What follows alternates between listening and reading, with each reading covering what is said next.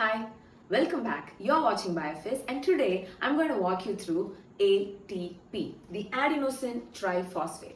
It's the most easiest available energy for almost all the living organisms, and mitochondria is the cell organelle that makes the ATP during a process called the cellular respiration stage 3, the electron transport chain.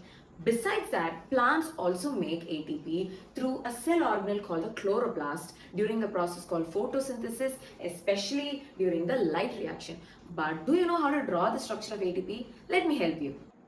ATP stands for adenosine triphosphate. The word adenosine can further be divided into adenine, representing the nitrogenous base. You remember we studied this in DNA, and ribose representing a 5-carbon sugar. I'll teach you how to draw adenine now. First, draw a 6-cornered hexagon with 6 corners. From this margin, draw a 5-cornered ribose sugar.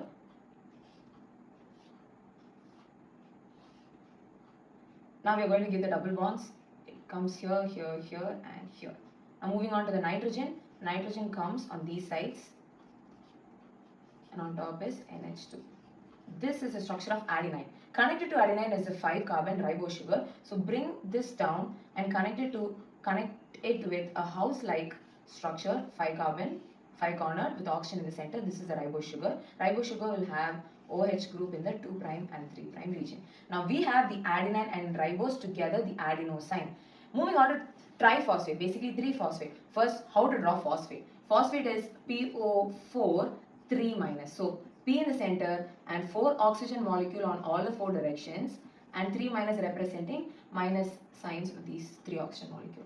Now triphosphate, basically 3 phosphate groups. I'm going to connect it with the ribose sugar. So bring it up and connect it with the phosphate. 1, 2, 3 and 4, 4 oxygen. This oxygen will have a double bond. This oxygen will have a hydrogen. This is called as adenosine monophosphate. I'm connecting with another phosphate. This is 1 oxygen, 2nd, 3rd and 4th. This will have a double bond. This will have hydrogen. This is called the adenosine diphosphate. Again another phosphate with the same structure but ending with OH. This makes the adenosine triphosphate because it has 3 phosphate groups. Alright, and note that the last 2 phosphate are connected by high energy bonds.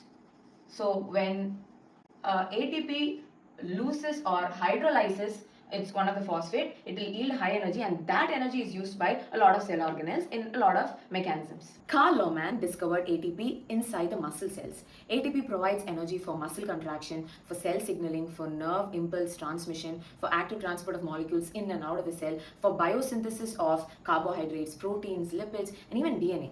Some organelles use the energy from ATP to make light, which we call as bioluminescence. ATP truly keeps the cell alive. That's why it's rightly called as the energy currency of the cell.